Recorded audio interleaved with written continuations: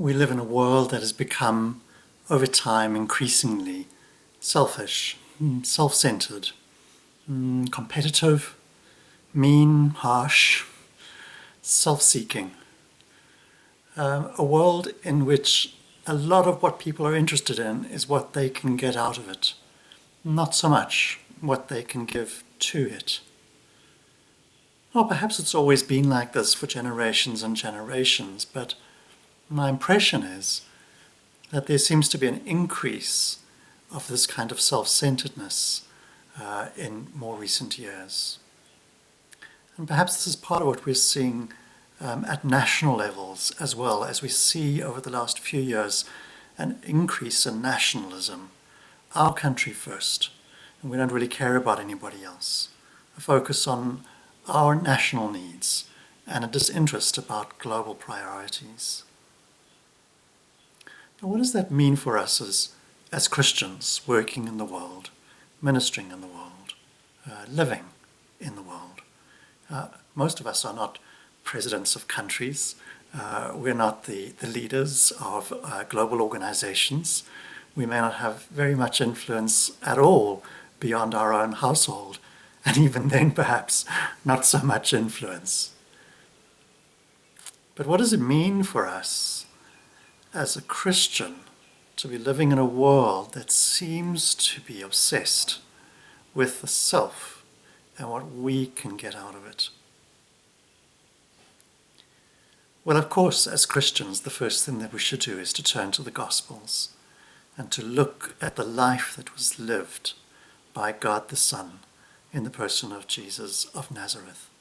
His life, the way that he lived, and his words, both the formal teaching, but also just things that he said, just the way that he talks to people.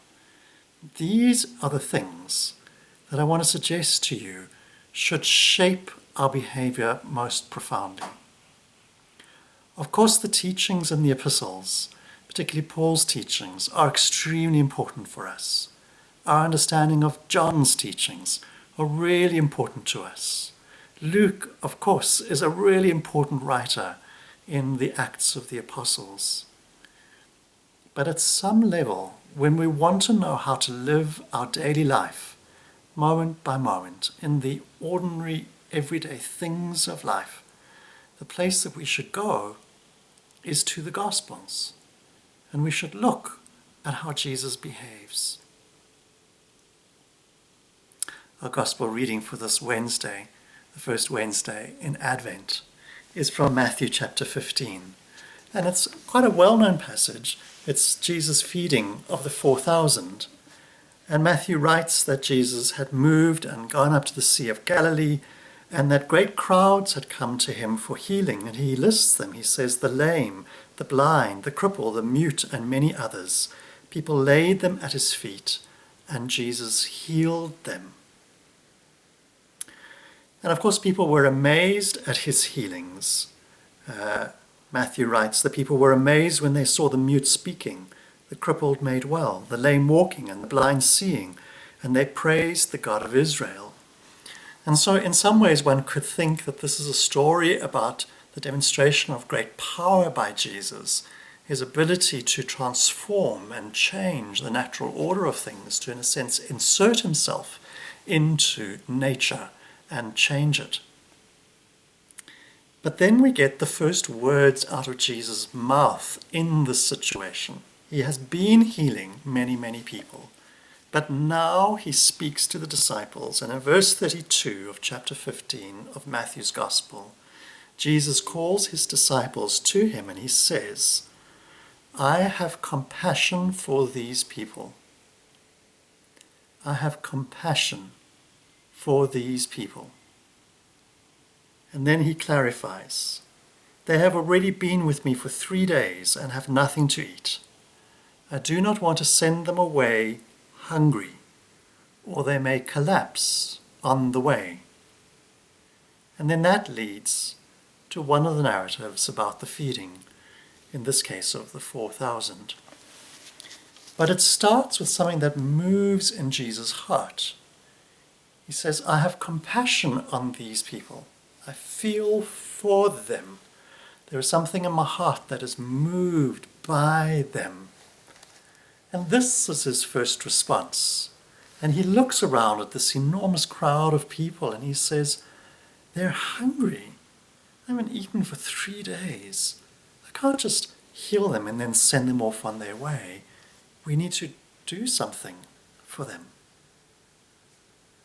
What he expresses here is a simple act of kindness.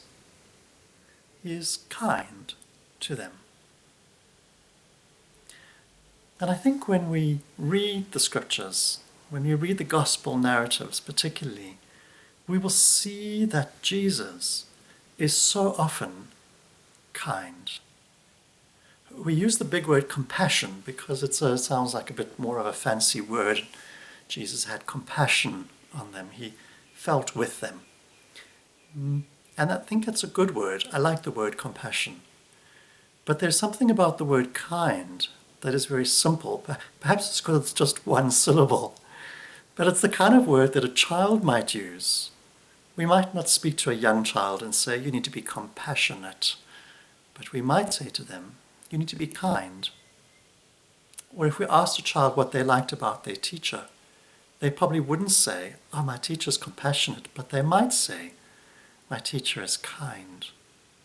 There's something about kindness that is simple and everyday and comes from the heart, and yet can be quite profoundly transformative.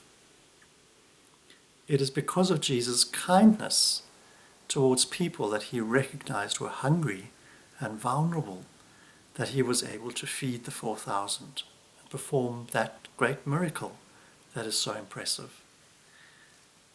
The bookends of this story is all about healing miracles, and then his ability to feed 4,000 people with a handful of fish and loaves.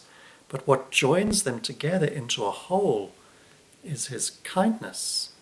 It is his kindness that motivates him to heal, and it is kindness that motivates him to give them food. Another reading that we have for today is Psalm 23. The Lord is my shepherd, I shall not want. It is such a lovely psalm, so well known. But again, it speaks about kindness, does it not? It speaks about God's provision by a shepherd for her or his sheep, just taking care of their daily needs. There are many, many images of shepherding in the First Testament. We often hear about shepherds taking care of those who are broken and wounded, and binding them up, protecting them from wild animals, taking them to green pastures where they can feed and where they can get water and where they'll be safe. There's a great sense of enveloping them in protective arms. And of course there's many pictures of Jesus as the shepherd with a sheep over his shoulder or clasped in his arms. These are all images of kindness.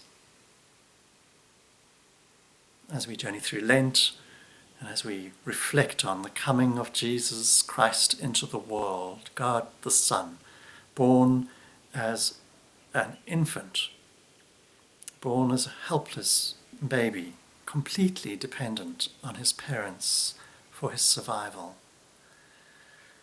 Let us think about kindness. In many ways, the simplest of things, and in many ways, the most powerful of things. Jesus was kind. Let us be kind.